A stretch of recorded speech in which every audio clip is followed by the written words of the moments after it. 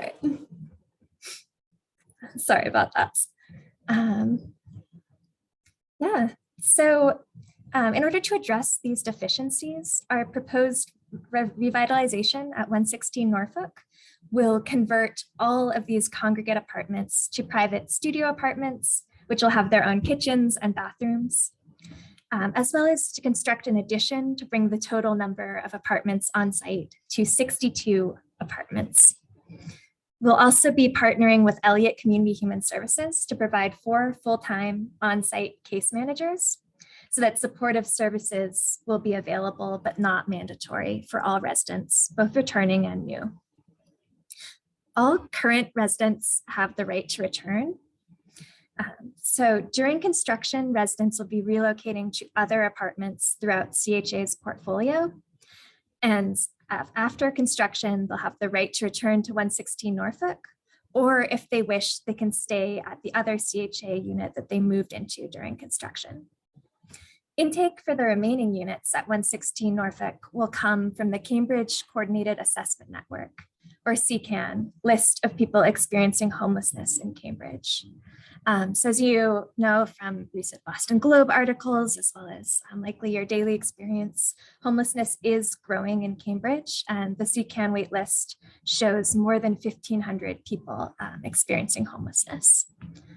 Permanent supportive housing, like the program that we're proposing here, couples long-term housing with supportive services and has been shown to increase housing stability for people exiting homelessness, as well as lowering hospitalizations. So we began meeting with residents in April of 2021. We've had some outdoor meetings, some Zoom meetings, which, as you all know, can be difficult, but we've done some in-person office hours and phone calls. And we began meetings with the abutters also in the spring and have benefited greatly from the feedback we've received from neighbors and from residents early on in the process. Some of the feedback that we've received from residents and neighbors so far is the importance of preserving as many trees on the site as possible, as well as the value that the south yard and porch have for residents, and the importance of each resident having their own kitchen and bathroom. And resident relocation is set to begin this summer into the fall of 2022. Permitting also in summer and fall of 2022, with construction set to start in January 2023 and to be complete by fall of 2024. So zooming out, 116 Norfolk is in the Port neighborhood. It's in this pink outline here, and the half mile is the gray circle. Zooming in closer, you can see it's just a few blocks from Central Square. So it's less than a quarter mile away from an MBTA Red Line stop, as well as 6 different bus routes. And we've heard from residents that their churches are nearby, or various services and retail that is important to them are all nearby. So the fact that it's located in such a transit-rich and an amenity-rich area is one of the reasons it is such a great choice for housing. So here I'm going to hand things over to Rosemary Park to discuss the existing and proposed site plans. Thanks, Maura. So this is a closer look at the immediate neighborhood of our site. And this is 116 Norfolk Street here in the corner with all the green and trees around it. Worcester Street is to the north, and Worcester Street's to the north, Norfolk Street to the west, and Suffolk Street to the south. The map also depicts the various 3- and 4-story buildings within the immediate neighborhood, with the 3-story buildings shown in yellow and the 4-story building shown in purple. The existing building is a 4.5-story masonry building with one portion of the building that has a smaller and lower 3.5-story volume. And currently parking is accessed from Suffolk Street. The site has 2 yards, one to the north and one to the south, with the southern yard being the more heavily used and occupied yard. Next. And these are some sections of the existing site condition.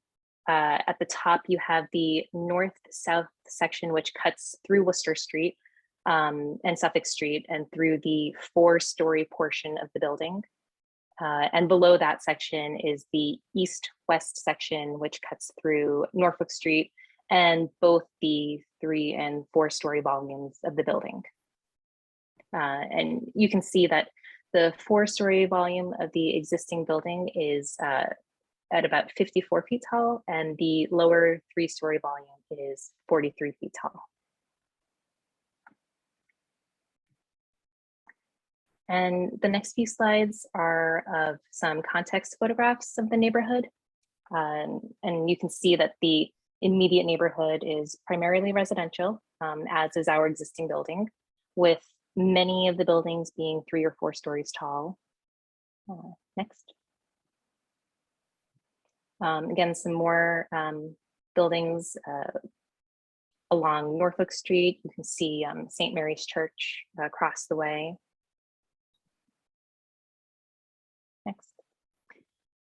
And these are some neighbors along Worcester Street. And again, a few more 3-story buildings with some 2 stories put in. Next. And these are some photos of the existing 116 Norfolk Street building as it currently stands. And the main entrance is currently located on Norfolk Street, but it is not accessible. So folks who are in a wheelchair or may not be able to climb stairs easily have to actually go around the building to a secondary entrance located off of Suffolk Street. So they'd have to come down Norfolk, go down Suffolk, and then come up this pretty long ramp to get up to the porch to bring them to the building, to get into the building. And in these photos, you can also see what we were talking about with the larger 4-story volume and the smaller 3-story volume of the east wing. And you can also see this large porch that faces and overlooks the south yard. Next.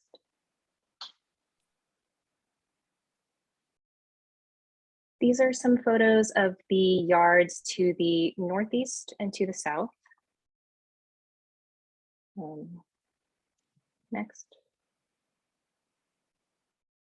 And some more exterior shots of the site. And actually in these photos, you can really start to see the perimeter brick wall that runs along most of the property line, which is original to back when this was a convent.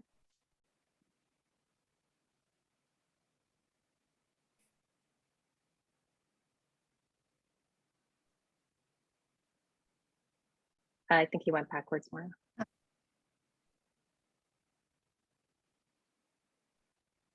So this is the existing site plan with the proposed additions footprint overlaid onto the plan in this this black dashed outline. And over to the right, and you can see some of them on the plan as well. You can see the existing dimensions and setbacks, as well as the allowable dimensions and setbacks as required by the AHO. And since this is a corner lot, which also happens to span the entire depth of the block, the site is considered to have 3 front yards along each of the street edges. And the rest of the setbacks are considered side yards. And here you can see in this kind of grayish purple, the existing building is located to the left. Just south of that is the porch that you saw in previous photos. The south yard, the parking in the north yard. And you can see from this dashed outline of the new addition that we're proposing building it primarily over the existing parking lot and over some of the north yard. So you can see that the design will require us to demolish the lower 3-story portion of that existing building. But in speaking to the Cambridge Historical Commission, we learned that the removal of the east wing would not compromise or destroy the integrity of the original building.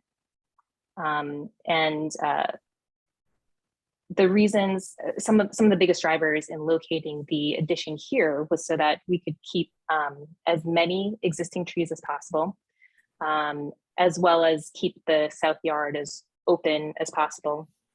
And this was all in response to much of the residents and neighborhood feedback that we had received.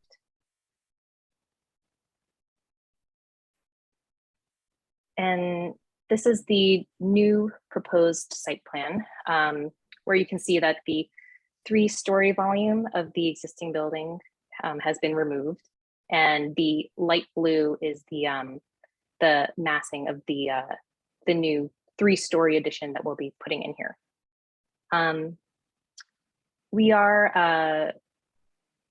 We've actually gone beyond the minimum setbacks at the north and south facades, meaning that our setbacks are actually larger than what is allowable.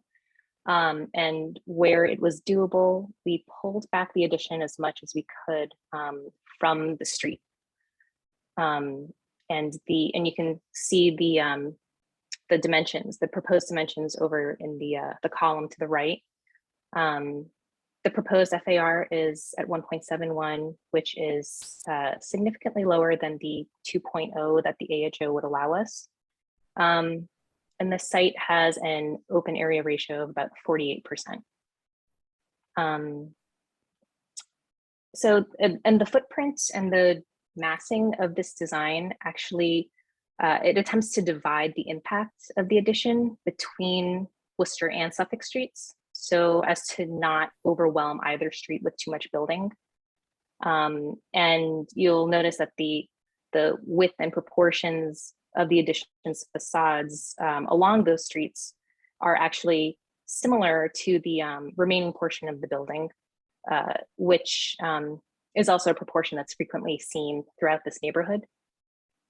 And we tried really hard to respond to the feedback, the major concerns that the residents and neighbors had over the last year as we met with them. And we showed them various progress massing and diagrams. And some of their concerns are listed in the lower half of that column. And so, like I said, we tried to really address these concerns as best we could with this design. So the design preserves the majority of trees on site. 4 of the 13 trees will be impacted, and they are shown in this this dashed outline. And the green trees are the ones to remain. We had an arborist come out early last year to assess the condition of the existing trees, and they had identified 2 of the trees that we were proposing to remove to be in poor condition, and that they were deteriorating in health. And so those 2 trees were the one up at Worcester Street, and then the one that was located, it's currently located in the parking lot, the sea of asphalt. The south yard remains mostly the same in size, which, you know, we heard from residents that that was a really important feature of the building, of the site.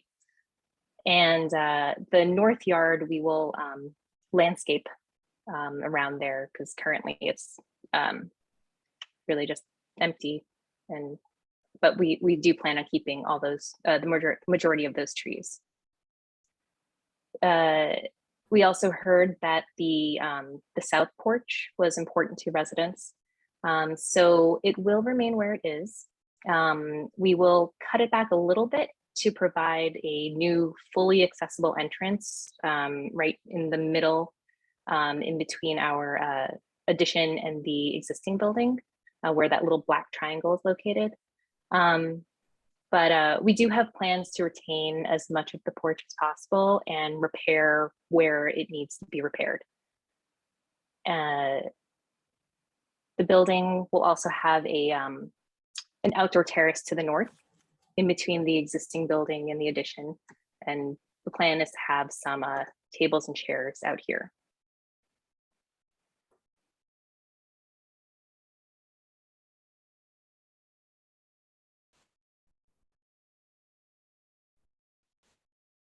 And this is a 3D view of the proposed massing.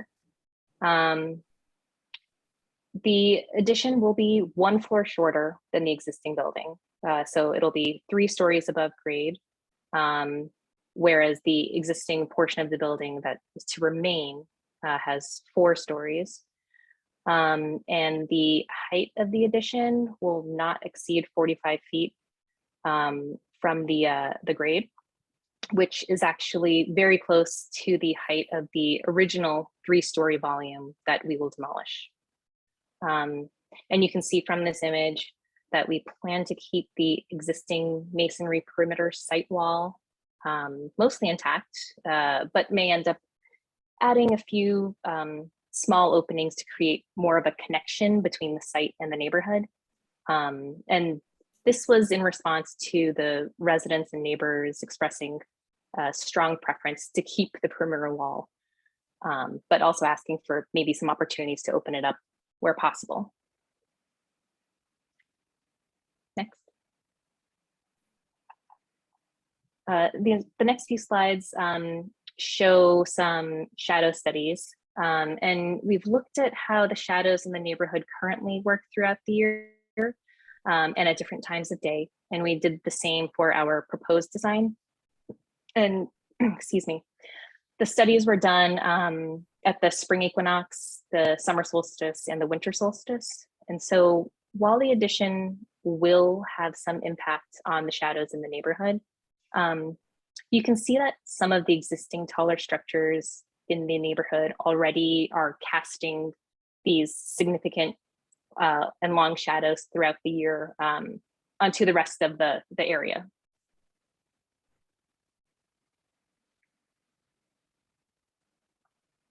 And so this is a diagram showing some view sheds that you'll see on the next couple of slides. And these are preliminary massing images of what the addition could be like from the street level. And they're side by side with the existing view shed. And actually, Maura, can you go back to the previous one? That one.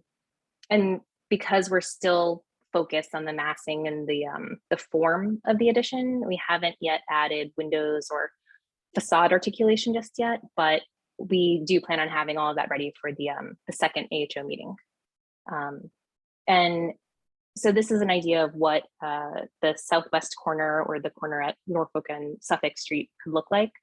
And while, like I said, while the design is still in an early stage, we do have plans to maybe propose some kind of somewhat transparent or translucent volume for this connection, kind of between these two more solid volumes of the existing and the new addition, so that we could try to maintain some sort of visual connection between through the block between Worcester and Suffolk streets.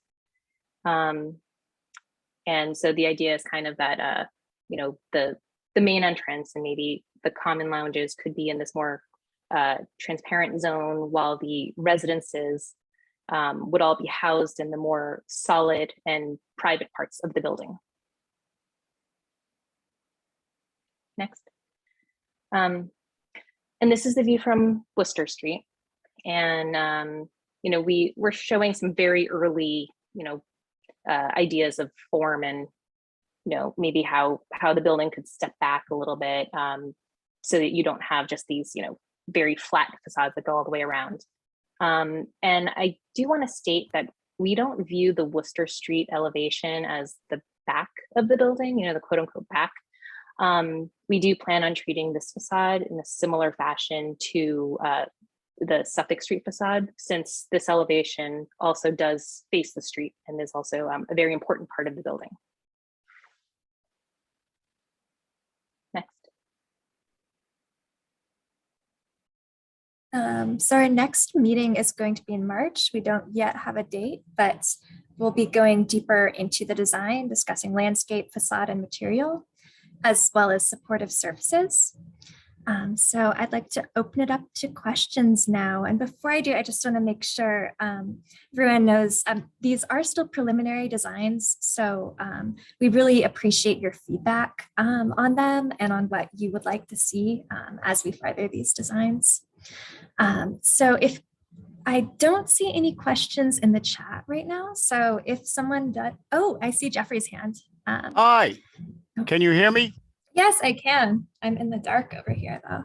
Okay. Get my lights to turn on. I won't be long, but I think that there's something that's very important and I think needs to be kept in mind here. Is like, I'm a resident of 116, and one of the issues here, and I've been here for 3 years, is not necessarily the design, but the residents. And like, there've been a significant number of mentally ill people because of the previous management of this site that have been housed with seniors.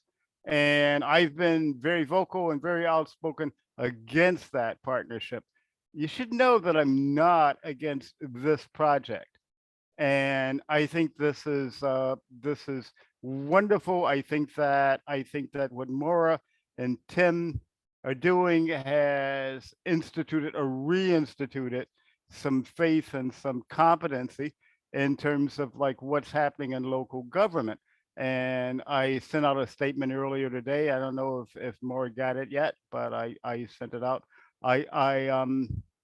My concern is not the structure of the building, but the care for the people, for the troubled people that will probably be living here after that. And I'm concerned about that end of the deal. I'm very confident in these two people and trustworthy in their commitment and their promises to work that to its best. And that's all I really have to say. Other than that, I enthusiastically support moving ahead on this. And that's it. And I'll clap for myself. You guys can clap for me, but that's kind of it. I think the design is fundamentally like solid. I'm concerned from the social aspect and how a lot of these inhabitants are going to be dealt with. And other than that, we're on. Great, thank you. Yeah, thank you so much, Jeffrey, for taking time out of your evening to be here. And I really appreciate that you think that Tim and I are doing a good job at 116 Norfolk, and we definitely pledge to work hard for both current and future 116 Norfolk residents to make sure this is both a design and a program that's going to support all residents. On your comments on program, so we do think that having residents all have their own private kitchens and bathrooms is going to cut down on the negative effects of having a high level of shared spaces. So you're speaking earlier to conflicts between residents or ways in which people want to use spaces in different ways, potentially issues with noises. So basically what I was speaking to was attention to the needs of the mentally ill, and whether they have their own spaces or not has nothing to do with treatment and care and just weighing in on what's happening with them day to day. And the previous management did a horrible job of that. That was covered in the media, as you know. And I think that you guys, part of your program is to address it in a better fashion. And I look forward to that. And that's why I'm supportive of this. Thanks, Jeffrey. We are planning to, after renovations, increase the number of full-time service providers at the site from 1 to 4. And yeah, we do believe that that will give residents the additional support, that some require. So next, I saw that CU, and yeah, that CU had a comment or a question. Hello, can everybody hear me? Yeah, I can. Thank you. First, I'd like to really thank the team for involving the immediate abutters early in the process. And for those who don't know me, my name is Siyu, and I'm the homeowner of 25 Suffolk Street, the small 2-story blue house that is surrounded by 116 Norfolk to the north and west. And I've been living here for the past 5-6 years. And my husband, Ryan, right here, and I are planning on starting a family and living here for the years to come. So nice to meet you all, my neighbors. I'd like to make a really brief point about the expansion from a personal perspective as the most adjacent neighbor. I was initially really pleased with the team when they reached out to us to get feedback on the proposed footprint of the new building. Right away, we voiced our concern that the new building was aggressively extending up to the property line on 2 sides of our house. And on top of that, the proposed expansion would be significantly taller than our own house, blocking our view of the sky and the most greenery on those 2 sides of our house, which are the sides that we have the majority, in fact, most of our windows located. Additionally, there are plans to cut down the 2 significant trees that are overhanging our property line and taking away that small buffer that we could potentially have with this large new building. Several times we voiced those concerns to the housing authority, and several times you guys indicated that you take those points into consideration. So I have to say today, I'm really disappointed at the new proposed building plan. The footprint has barely changed throughout the iterations that you showed us. In fact, today, the footprint that we see encroaches closer to our house on the northern side than the first one that you showed us. And the 2 significant trees overhanging our property line are still being removed. Given the massive scale of this expansion, I am really sad there appears to be no effort to provide a buffer to their most adjacent and affected neighbor. And it's doubtless to say that this expansion will decrease the quality of life of my own household. And I hope the housing team can see this project from the perspective of the neighbors and not just the perspective of the numbers of rooms. And to us, this new proposed building would be enclosing us like a prison. And again, I am grateful that the Cambridge Housing Authority is involving the neighbors in the project. And I just hope there's a legitimate interest in considering our concerns. Preserving those 2 trees along our property line would really provide a much needed buffer and much needed breathing room, given the scale of the building. And this would be a way of showing us that our voices are heard, and these meetings are not just a matter of formality. And to the city, I just want to say I really understand the need for affordable housing in the community. I just question the scale of this project and the current proposed footprint. Does the footprint really need to be more than twice as big as the current footprint? Or is there a better approach that will allow for a balance of density and green space? And I thank you for, thank you for your time and taking voices like mine into consideration. Thank you, CEO and Ryan, for coming and for meeting with us. Yeah, we have modified the designs throughout the process with your household in mind, pulling it back on the east side. The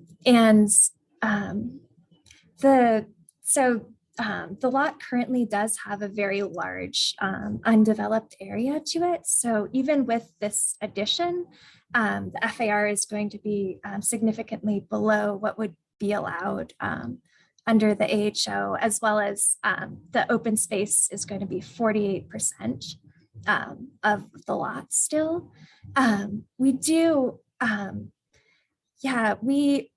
do really appreciate you letting us know, especially what your priorities are. So if your priority is more relief to the north or to the east, our concern with extending it too far to the north is that then we would have to remove the trees along the north side of the site, which we had also heard from other neighbors were very important to them.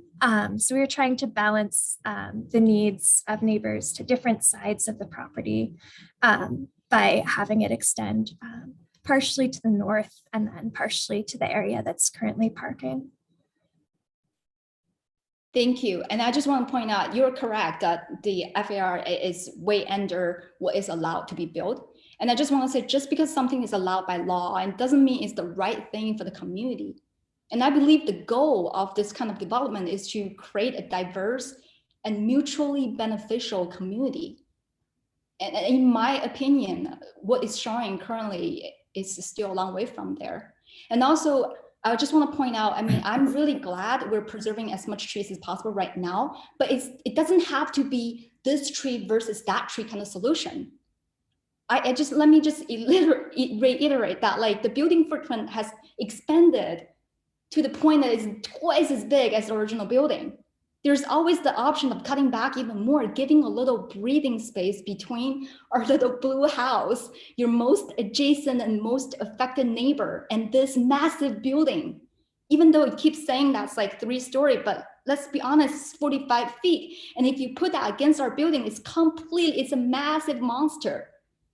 And put yourself in my shoes, who'd want to live in that, like, who'd want to wake up and look out their window and not see the side of a sky?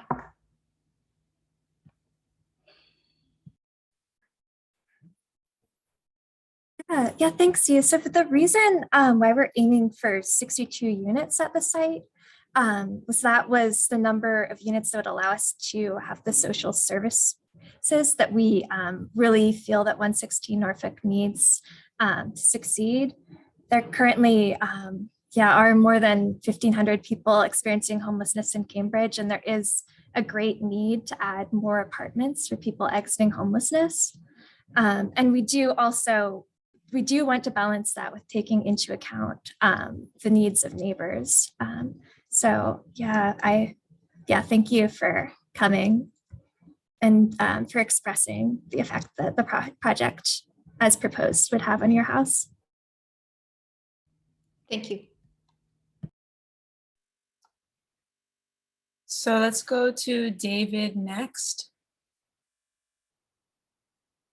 I unmuted. Hopefully you can hear me. Yep.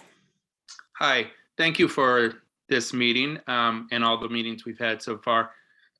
I do want to commend you folks for really going out of your way to invite us to participate in this process. And I know that it's going to be difficult all the way along. And I appreciate the comments of the two previous speakers. But I do feel like the process has been very open so far, and that I really commend you for that. I feel like the footprint that we see is very similar, and I feel like it's a pretty good footprint in the sense that it does preserve both the sort of identity of the former convent, and then also the fact that the trees have been so integral to this neighborhood throughout the time that I've lived here, which is about 35 years. When I first moved here, I was the youngest person, and now I might be the oldest, or one of the oldest. And it really is it is a really good neighborhood, and 116 has always been part of this neighborhood, although I would back up the comments about the previous management being not at all good for either the neighborhood or the residents, and that so I'm looking forward to seeing how the next iteration of this is going to take place. And some of the things that I'm going to say in March, I guess is the next time, are kind of geared towards that. And one is what's going to be really important to me is the kinds of materials that you use as an artist. I'm very interested in not the kind of thing like the YWCA. It's very institutional looking. One of the things that's very nice about the present historic, well, it's not historic, but older building, is it's not necessary. It doesn't feel like an institution, and it's very tied to things like St. Mary's and the older buildings in this neighborhood. So I hope that it's going to be kind of a materials such as brick or wood. I especially like wood, stone even, but not tons of glass. Because, and I think there's ways to make it not heavy as a building without just throwing in a lot of glass. So by the facades, if they can be articulated in different ways, like different things that come out and in, and changes in materials and that kind of thing, that does a lot more for ameliorating the scale, which is what other neighbors have pointed out is so overwhelming. So the facade and how that interacts with the surrounding environment is going to be very important, and the materials will also play a big role in that. So I hope that the architects are sensitive to that and how how that's going to impact us. I wonder, in terms of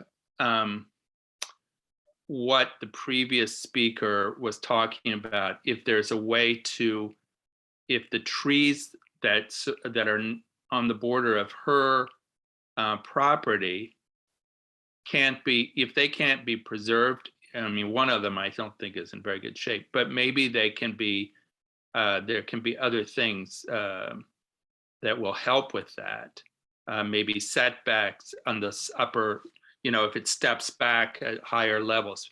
But I think, those are things that should be looked at, because it will be overwhelming for wherever it comes up against other houses in the neighborhood. And we have to be sort of thinking about that, as well as, again, we're all in support, at least I've heard every neighbor that I've talked to, most neighbors are in support of the goals of providing housing for affordable housing for people, and in particular the clients that are currently there. The final thing before I get off is that I want to really ask that there be thinking in the process of the design about how the neighborhood interacts with the residents of 116. If there are ways to promote interaction, I think that's a very good thing. In the past, both my wife and I have done various projects. I did oral histories. She did oral histories. It was primarily elderly people in 116 at that time. And those were used in plays and in public art pieces. And I think as many opportunities for those kinds of interactions, I'm just using those examples, that can, be incorporated into the design. I think that's also a laudable goal. And yeah, so that's my feelings so far. Great, thank you, David. Yeah, we also would be interested in having some sort of perhaps community art project with neighbors and residents.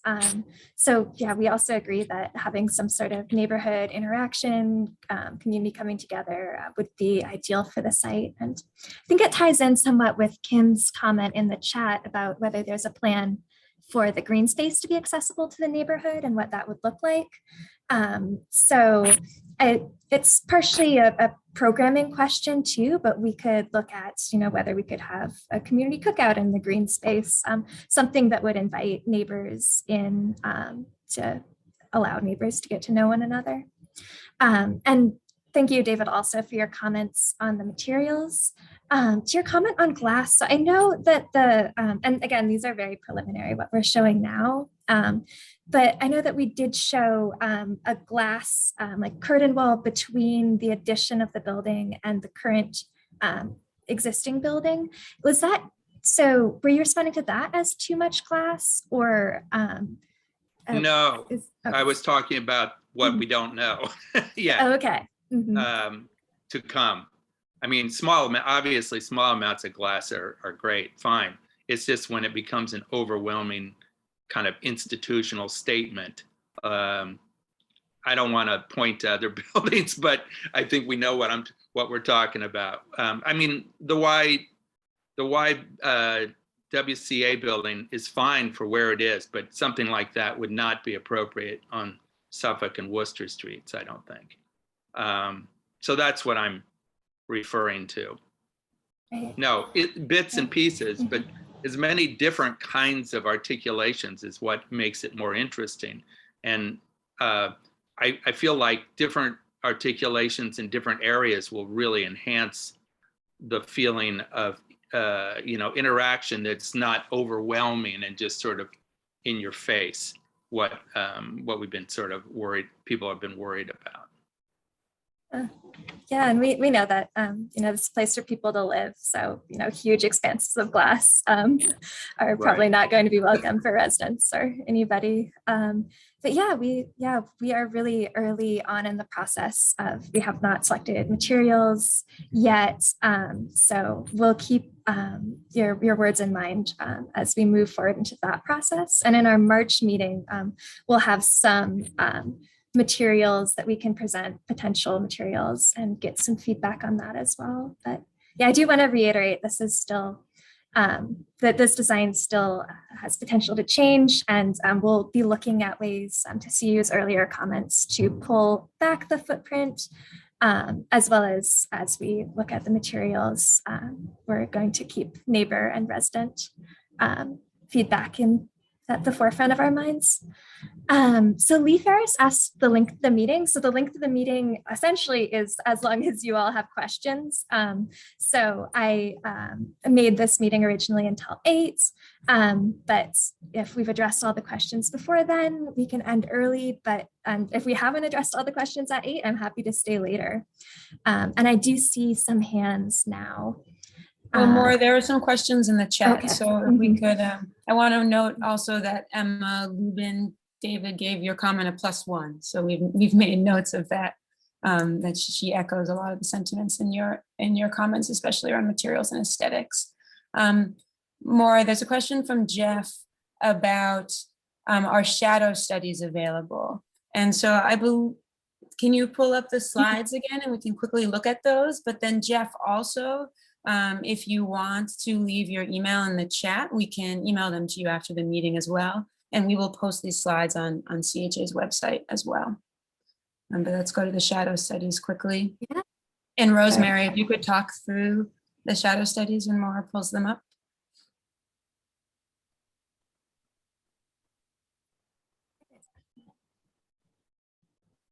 So this is existing March. Yeah. Yeah. I mean, I feel like they're so you'll see the differences as you just go through them.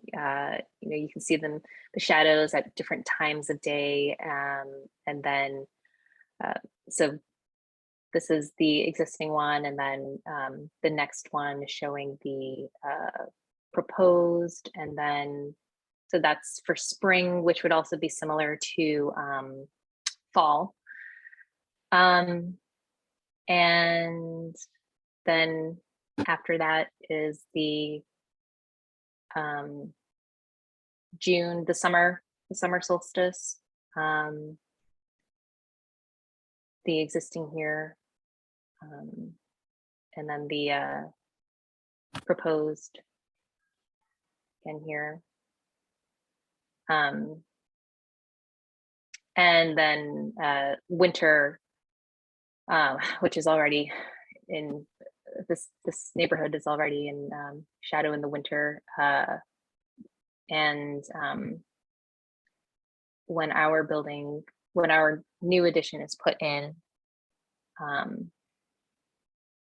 there doesn't seem to be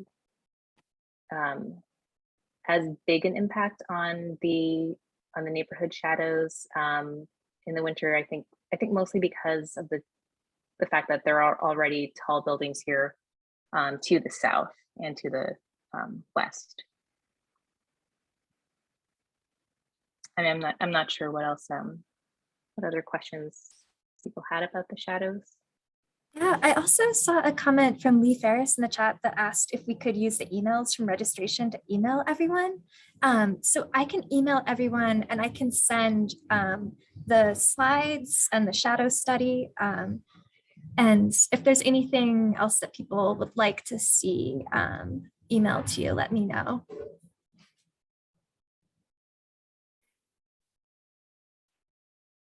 Thanks, Maura. All right, Matthew, let's go to you. You're talking about me, right? Yes. Okay. So I just have a couple comments, but then also some questions. I'm happy to hear that there is some plan for landscaping, which where I guess was called the East Yard now, or maybe Northeast. I can't remember, because currently, to me, that seems like it's generally just a field of mud, especially these days. So I'm really happy to hear about that. I want to make a comment about Sue's comments. If I know where her and her husband's house is, and I got to say, if I were in her house, I would feel the same way, and I would be infuriated by this design. It seems like from what I can remember, they've invested in upgrading that property over the last few years, and I can completely understand. And probably I wouldn't be very satisfied with the responses that she got today either. So I just want to say I agree with her, and I understand her position. I'm further away near Columbia and in Worcester Street, so it doesn't affect me the same way. My questions are relating to parking, and then just the overall number and composition of the people who will be there. I'm curious, it looks like the parking lot is going to be eliminated.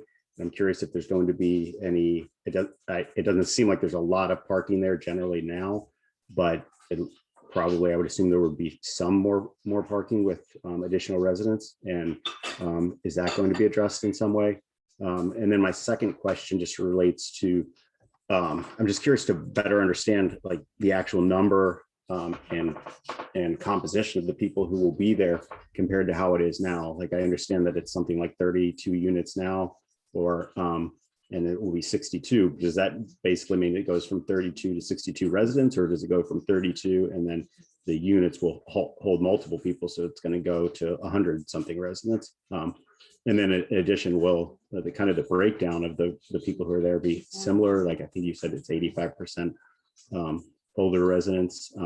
Will that be similar, or is there a plan and for how that's going to be dictated?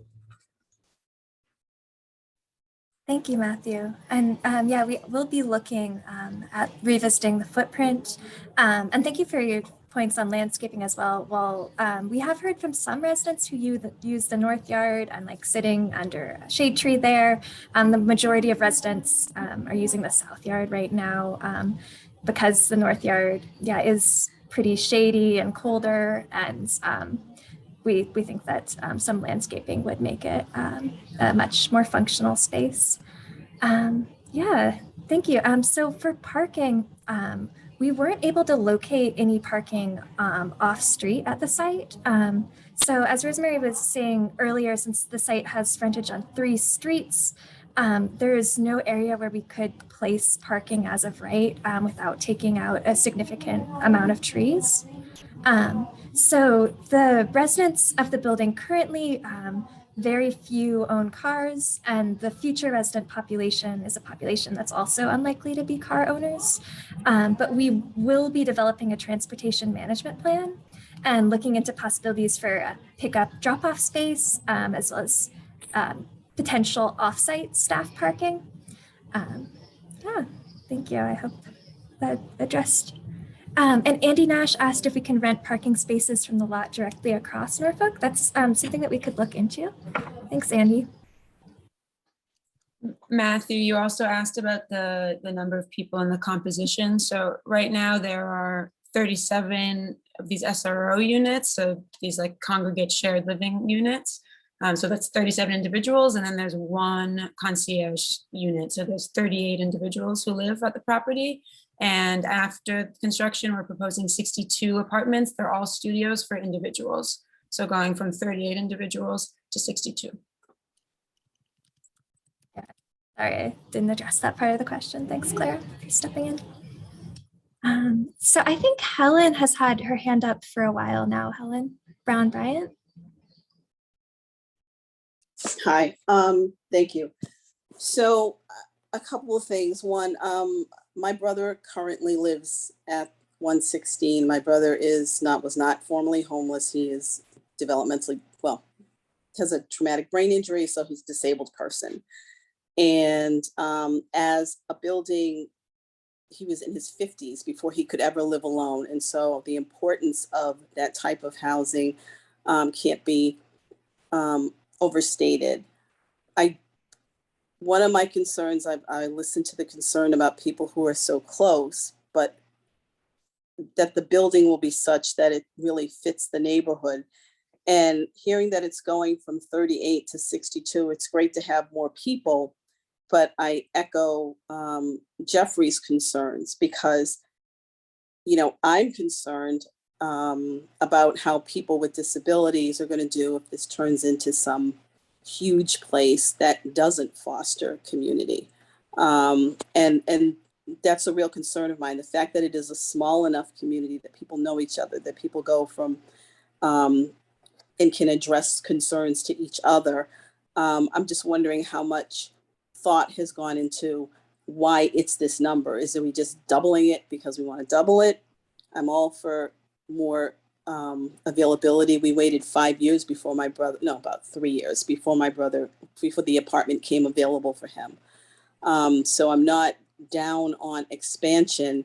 I like to see it. I'd like to see it fit the neighborhood. I'd like to see people in the neighborhood feeling comfortable. If I go there, there's really no place for us to hang out. We have to go to get him and go into his room, etc. So it'd be nice if there was some open space, but also just taking into account who's going to be the residents, because I keep hearing we're going to now be housing, you know, formerly homeless people, which is a different population than what's currently there. Age, a lot of elders aren't going to want a big boisterous building. So to me, all of that goes into considering how many, even before you get to how big. So just wanted to make that comment. Thanks, and I Helen. did like the comments about the materials, that it fits the community is important. Thanks, Helen. Yeah, thank you so much for coming and speaking to your family's experience. Yeah, we are going to prioritize having a good supportive services ratio of staff members to residents at the building after the addition. And that is going to help us to build community there, as well as to make sure that everyone's needs are met. We know that 116 Norfolk is currently very diverse in terms of some people exited homelessness into 116 Norfolk, others did not. Some have disabilities, some are seniors with disabilities. And it's just a very diverse population, and having supportive services coordinators is going to help meet people's different needs much better. So improving that staffing ratio is going to help a lot. If any of the current residents don't want to come back to 116 Norfolk after construction, there is also an option for them to stay at the other CHA property they'll move to during construction. So if there is anyone who moved to another senior site and decides I want to stay at the senior site, they have the right to return to 116 Norfolk, or they have the right to stay at their relocation unit. So that's also an But most of option. those are really big, right? Most of the other CHA sites are kind of big. They're bigger buildings. And the beauty of 116 is that it is smaller and people really know each other. So I'm just, is it going to lose that and just become another big, you know, Green Street or whatever? That's my concern. I think it's fine to have a building for seniors, and it's a big building and everybody gets served, but that's not what this building necessarily is. And so when you're talking about mixing ages and disabilities and all the rest of that, just the ratio of people it just seems important to me. So I'm sorry. Yeah, we hear you on that, and on the importance of community, especially. A few other properties I've worked at, like Truman Apartments, which has 59 units, still has a really strong sense of community. Like there are often events in the community room where almost everyone would come out. So I do see it as that there are those buildings in that range of around 60 people where there is still a really strong sense of community. And I think that that can be captured through some programming, through activities to get people to know each other. And yeah, we really do want to foster community and have it not feel impersonal for residents, but like a place where they can get to know their neighbors.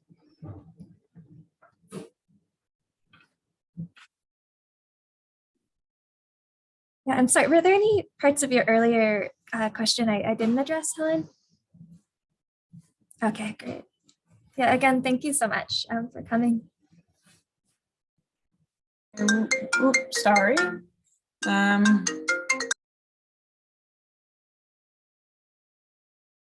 Sorry about that, bad timing. We have two hands raised left. We have Lee Ferris and Bill and Carolyn. Lee, I think you had your hand raised first, so let's go to you. Oh no, your hand is not raised. My hand is raised, but Bill and Carolyn are before me. Oh, okay. Okay. Bill and Carolyn, let's go to you. So this is actually Bill who's making the comment. I just want to say I have a slightly different opinion about what constitutes what I would like as a neighbor. And for me, housing all of our neighbors is a much more critical thing that I want to have happen in my neighborhood than that I have space between myself and my house and my neighboring house. I'm not directly abutting 116 Norfolk, but I am directly abutting another property that currently is about 15 feet away from my house and 4 stories tall. It will be becoming, I forget whether it's 6 or 7 stories, but it will be moving to within 8 feet. And I still very much support that, even though that's only 20% affordable housing, whereas this is 100% affordable housing. If anything, I would like this to be a larger building and have even more housing, because we really have a huge housing crisis in Cambridge. One specific comment about this, the wall surrounding the site had a specific purpose to keep the people within separated from the neighborhood. It was a way to do that. And I don't want to see the wall completely torn down, but I would love to see some ways of making it seem less like an isolation between the residents there and the rest of the neighborhood. Thank you. And I would actually, I just wanted to, one fast thing about community. I love to go door to door canvassing during election season. And what really struck me this past election season was walking into a huge, I think CHA building actually, in North Cambridge.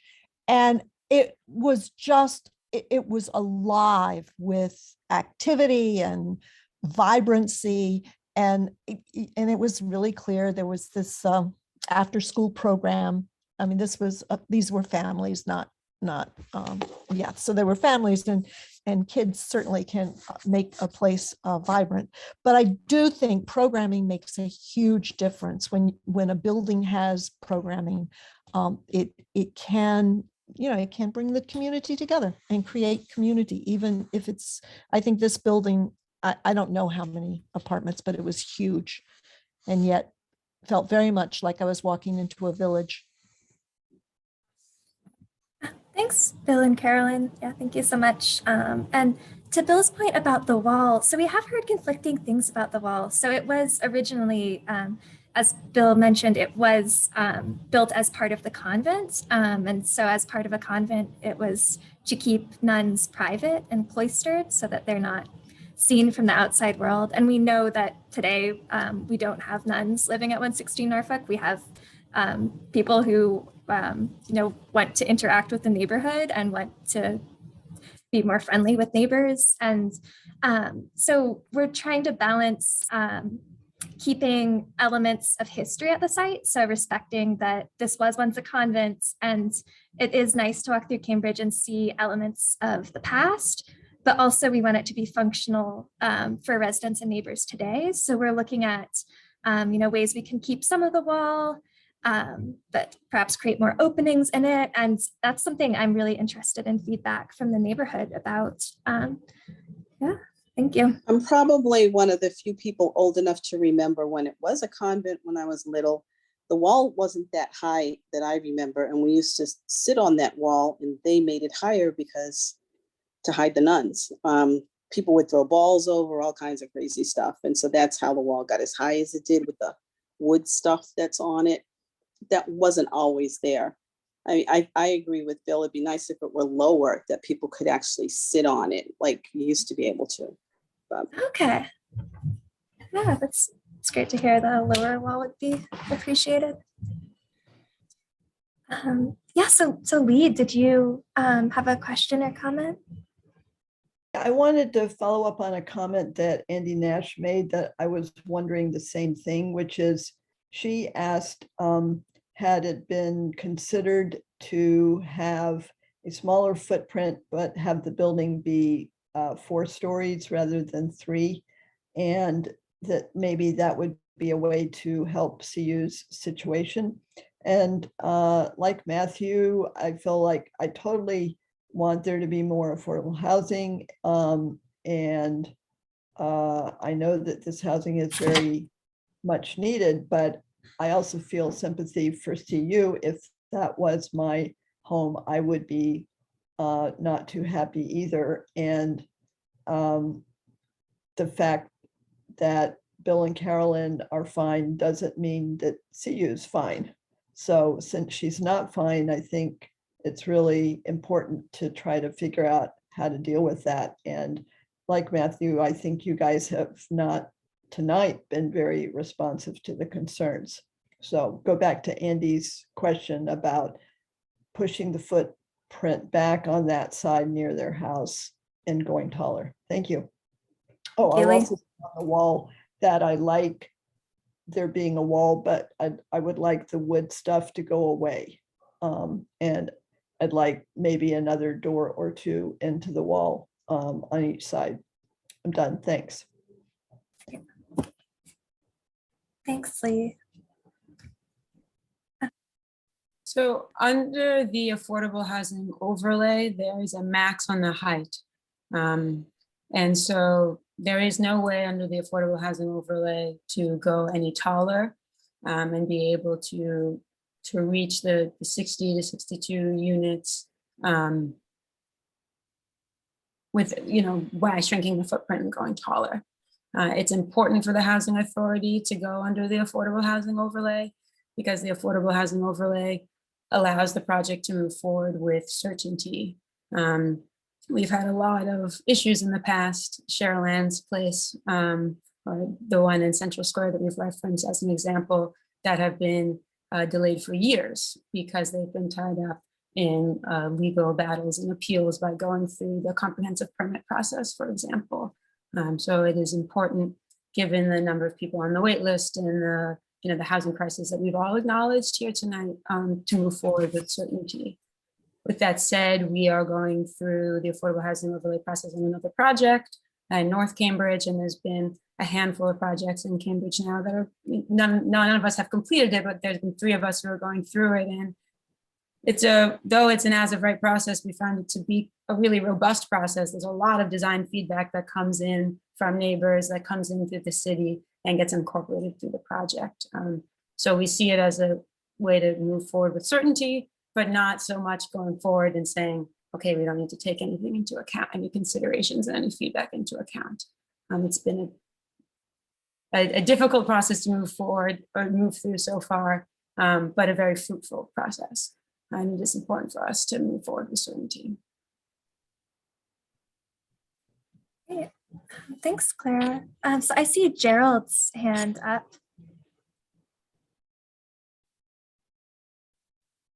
We have to unmute you, Gerald, here.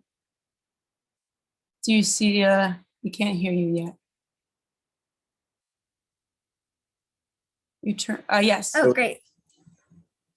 I just wanted to go back 45 years, I guess, when I was the first move-in counselor for 116 Norfolk Street. I had lived at 120 Norfolk Street. I was a Jesuit, worked with the parish, knew the convent well. Go back a lot of years. I think my experience 45 years ago and my experience since then says that there is a place in society for SROs and congregate living arrangements. I think there was an earlier statement made by the Housing Authority that really doesn't fit the needs of older people anymore. Well, I disagree. I think there's a lot of examples of shared living situations in a lot of cities that have been very successful. It takes a lot of management and skilled involvement from a lot of places to make it work. I'm looking forward to this development. I was hoping, as somebody else said, that it was even a little bit larger. I think an increase of 24 units over the existing 38 is a rather small increase when one thinks of the number of people that are on the waiting list.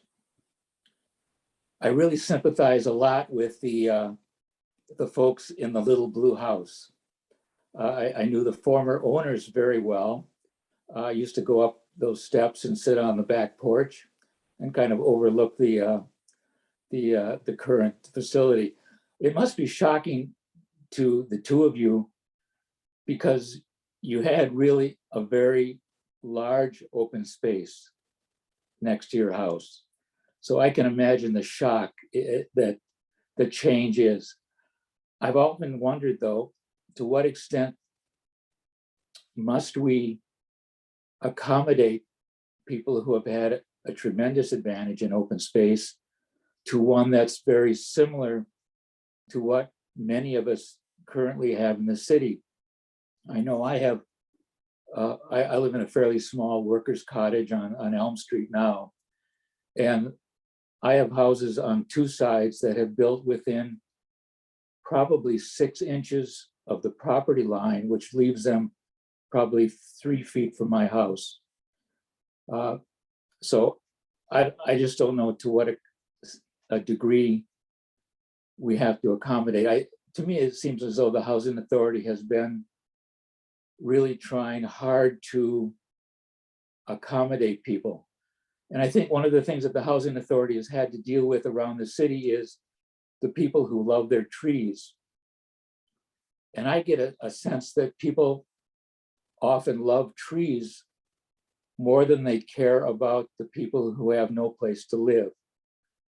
So my thought is, well, maybe we can expand the building in a different direction and have some accommodation for eliminating mature trees in the year 2022 and planting new trees that someday will be mature, but having a somewhat different footprint. So I'm not on board with everybody's dramatic need to preserve every mature tree that they find in an open space. So I'm willing to give up a couple of those trees and maybe change the footprint if that's possible. So I'm not entirely tied to those trees in the one edge of the place. But I also understand there's a tremendous outcry anytime a tree is removed. And sometimes I just don't quite get people's value system when we have a city that could be planting hundreds, if not thousands, of new young trees that will be mature someday, and taking care of the trees we have. I'm waiting to see the kind of the design that you put forward, the kind of materials. I think that's important. And I think that's important to the abutters, what they're going to have to look at. In terms of the wall, I remember sure the comment used to be, I used to know the nuns, I used to know it was a cloistered place. I think it would be easier to create community with the rest of the neighborhood if the walls were less formidable. I'm getting a little too old maybe to kick the ball over the wall now, but I think we could have walls that were a little bit more accessible to the community. So that's my thought about the brick wall. But I really hand it to the Housing Authority to move forward in trying to create housing in a very difficult range of people that have really been left out of many of the housing opportunities we have. So I want to thank the Housing Authority and I don't know, let's move forward. But I have less concern for those mature trees. So if there's a little change in footprint that'll help the abutters, great for me. Thanks.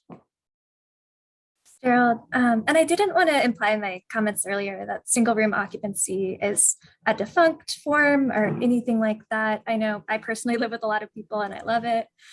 So I definitely think shared kitchens and bathrooms do work at some properties. Unfortunately, what we'd heard from residents even before the pandemic was that it was not working at 116 Norfolk. And we really wanted to prioritize what we'd heard from residents, that they really wanted to have private spaces and also public spaces. So they could have their own full kitchens and bathrooms. So if they're not feeling like being social, they're not forced to leave their room to fulfill basic needs. Mm-hmm. I don't know if I'm still on, but I think management and services are tremendously important.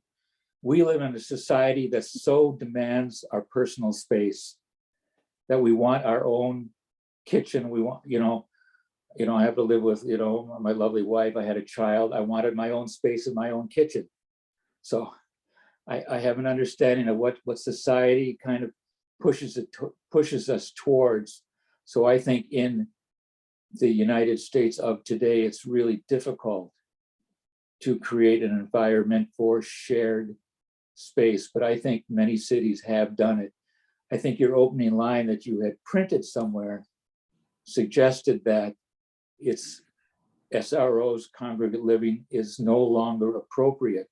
You said especially in a pandemic time, but I think you're incorrect saying that it's no longer appropriate. It didn't work at 116 Norfolk because from when I was doing move-in counselor at the very beginning, management and services changed. Part of it was the funding mechanisms.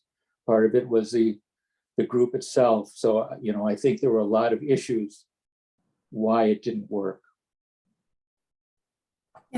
Yeah, thank you, Gerald. Yeah, I do agree that programming and management and services do make a huge difference in making shared spaces build community versus causing conflict or causing residents to be uncomfortable. And I apologize for generalizing at all, and that I don't think SROs are a defunct model.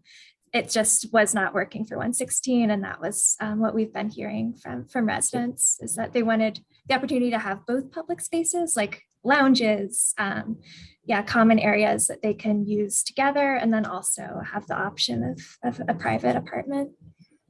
But I really appreciate your comments. And I have been hearing from several people that having a shorter wall, perhaps one with more openings, would be appreciated. So I'm making a note of that. Thank you. Colin, let's go to you next. You've had your hand raised. Thank you, everyone. I I'll apologize if he chimes in too. He's been a little sad in the last few minutes.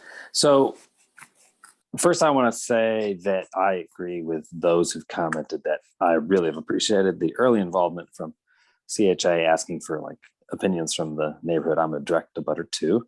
So I want to go on record with that as well. And then I'm jumping around to various things folks mentioned. The one place I would think a building material of glass is something I would want to see.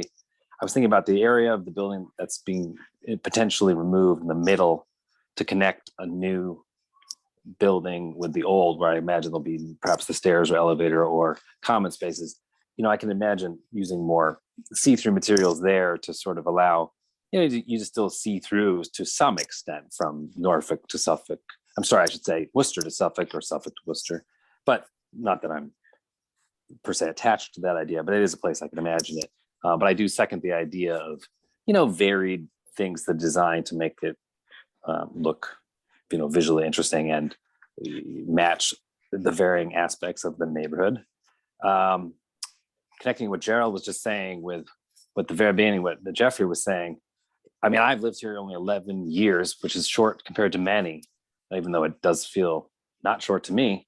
And I've definitely noticed with the prior management how the resident mix changed, and I can certainly see the challenges of congregate living as the, you know, because when I first got here, I would have just said it was a place of congregate living with mainly older folk, but now there's a mixture of people with, as Jeffrey identified, greater mental health needs, and which could easily present a challenge in that type of environment, as has been described. And let's see if anything else. Yeah, I mean, this was discussed actually in one of these pre-meetings. I think many of us were also supportive of the idea of a taller building that has a smaller footprint, but we understood the challenges that would require a much more extensive and multi-year, on top of how long it's already been, you know, permitting process, which I'm not saying was sort of our call to make, but we had certainly raised that at that point. I'm trying to think of anything else. But I think people have said a lot of great things. I'll just say that too. So thank you. Thanks, Thanks, Colin. Colin. Yeah, and we appreciate the special guest appearance. Always great to see an infant. All right, Minka, I think you are our last hand. Okay, I'm sure there'll be other people who probably want to get something in at the end.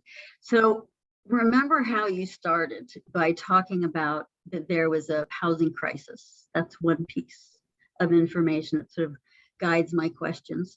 The other piece is how exquisitely nicely located this property is, especially for people who are not going to be driving for whatever reasons. So with those two things in mind, I would challenge CHA to not try to confine themselves to being under the current zoning in terms of height.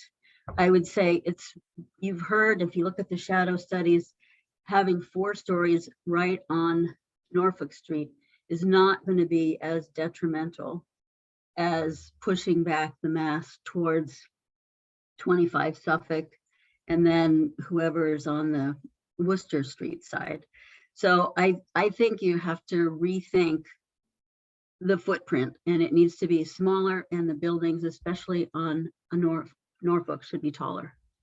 So that's one comment. The other comment is, in light of the fact that we really do have a housing crisis, I would urge Cambridge Housing Authority to increase the number of studios, but also have some portion of it be SRO living and studios.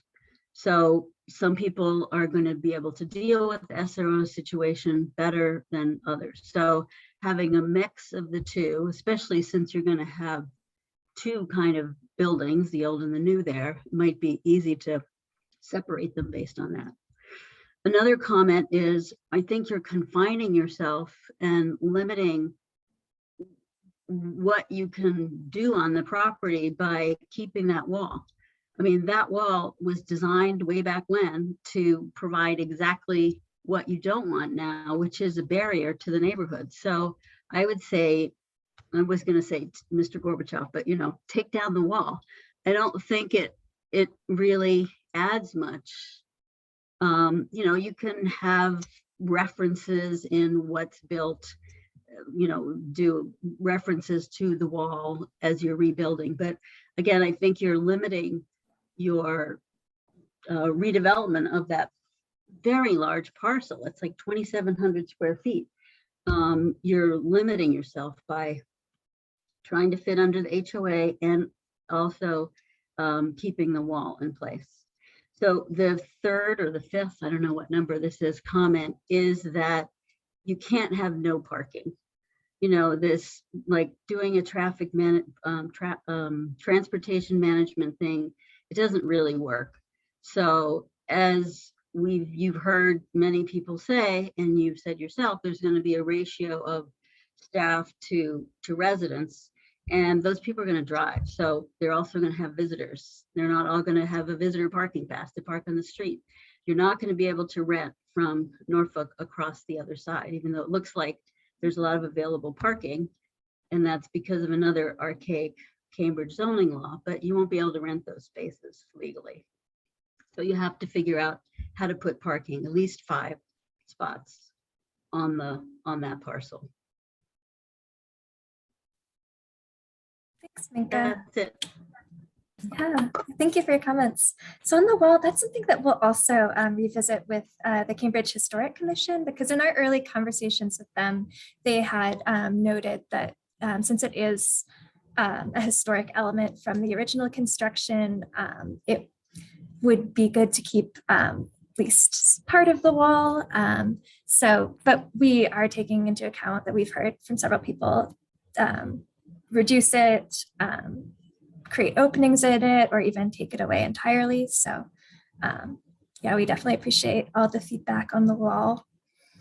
As to parking, so yeah, there weren't any locations on site, as we said earlier, that we could create parking while meeting the AHO ordinance, and also not taking out a number of trees. And I do hear your suggestion to go through the traditional zoning process instead.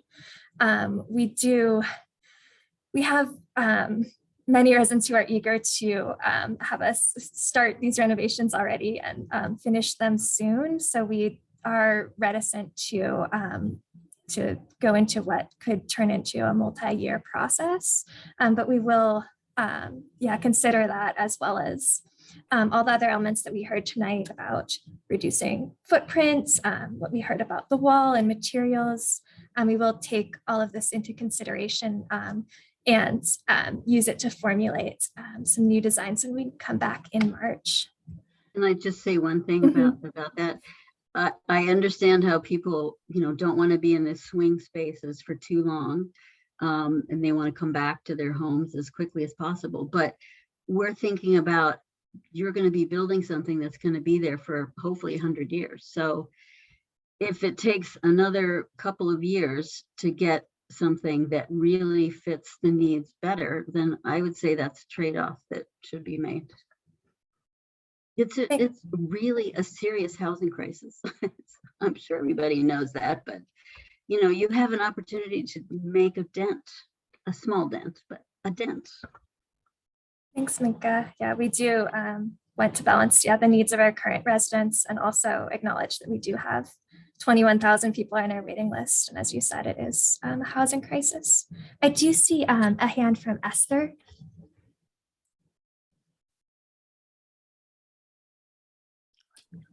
We got to unmute you, Esther, 1 sec. Do you see? Sorry. So I live about 4 blocks away, and I'm delighted to see this development happening. I think, you know, when you talk about putting something, I was someone who worked very hard to get the overlay passed because the need is so huge. You know, 1,500 people who don't have houses at all is a huge number. And so I think the quicker we can get additional housing, the better. So I'm just very supportive of it. I also wanted to say that about Minka's comment about the archaic law that might prevent renting parking space across the street. I think that some of the city councilors are trying to rescind that law, so that may indeed still be an option. So I just wanted to mention that. Thank you, Esther. Yeah, thanks, Before we Esther. wrap up, David, I saw that you had raised your hand at one point and then perhaps taken it down. Do you want to sign us off tonight, or are you all set? No, I wanted to push back against Minka and Jerry a little bit, who are very good friends of mine and I love, but I don't see why demeaning the desire to retain trees, which plays a huge role in our community and both ameliorating the size and scale of this building, as well as our environment at a time when Cambridge trees have been plummeting. And I don't see how that helps our desire to help stop climate change, is to just say we don't need trees. We do need trees. And the people who live on this street and the residents of 116 Norfolk need the trees too. And they need we see hawks in those trees almost every day. My neighbor will send me an email, Andy, say, did you see that hawk? And they perch in that tree. There's wildlife that is drawn to the small amounts of trees that we have. So I push back with you, Jerry, on that one.